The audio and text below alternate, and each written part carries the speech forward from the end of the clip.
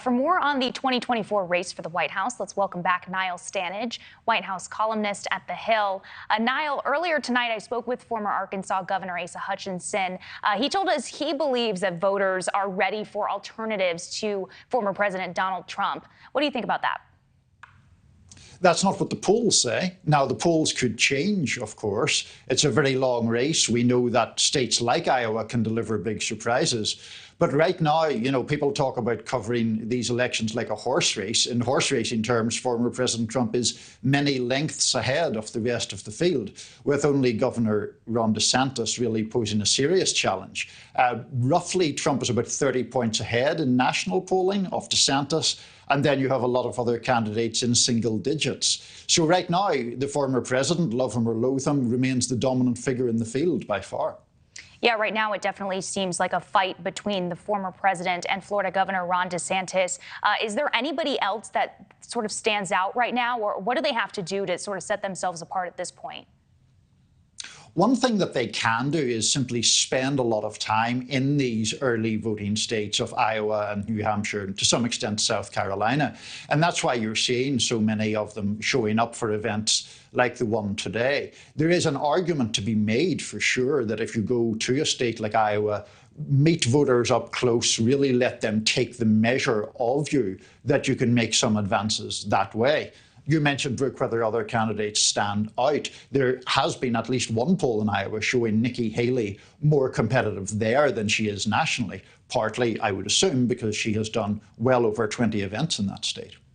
I also want to talk about, of course, the former Vice President Mike Pence. He was teasing today that we're going to hear from him next week. What do you think we are going to hear from him when he, so he says, sort of officially announces his race for the White House? There's a big challenge for the former vice president, and it's pretty simple. He has to distinguish himself from former President Trump, who is, after all, now an opponent. But at the same time, the former vice president likes to take credit for what he terms the achievements of the Trump-Pence administration. On its face, that is quite a difficult needle to thread. The former vice president, though admittedly not yet a candidate, is running at about 5% in the polls. So we have to really see, is there an appetite at all for a Pence candidacy? Or is it just too difficult to square that circle that I just mentioned? Yeah, no, it's certainly a fine line on, differentiating yourself from the former president without alienating the voters who support him. Speaking of the front runners here, they continued their war of words on the campaign trail this week. Is that something you think we're going to keep seeing? Do you think that's going to sour voters as we have a long way to go here in this campaign season? It's a good question. So first of all, I do think it's going to continue. Clearly, former President Trump and Governor DeSantis are not men to back away from a fight. And I think we're going to see those verbal attacks ramping up more and more as we get into debate season and then the time when voters actually cast their ballots. But you raise a good point, which is, does that kind of aggressiveness sometimes open the door for another candidate? It could do, potentially. Now, those two figures that you have on the screen there are very dominant in the field at the moment. But there is some chance that if they really go at each other, that another candidate presenting perhaps a more positive face could make some kind of headway in the race. All right, last question for you here, Niall. We're going to kind of put you on the spot here, if you will. In your mind, and you can kind of take this in a number of directions, which of the GOP candidates had the best week?